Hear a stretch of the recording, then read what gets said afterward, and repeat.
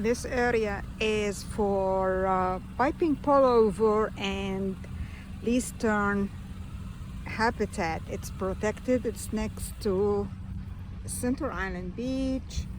This is the Atlantic Ocean, the end of it, and this is the area where they have their nest and they breed and getting more and more birds. They are endangered, so the government issue a grant for them at my town here in Bayville. And you can see over there the osprey nest, and I think it's the mom and a baby. I can't zoom more than that, but that's about it.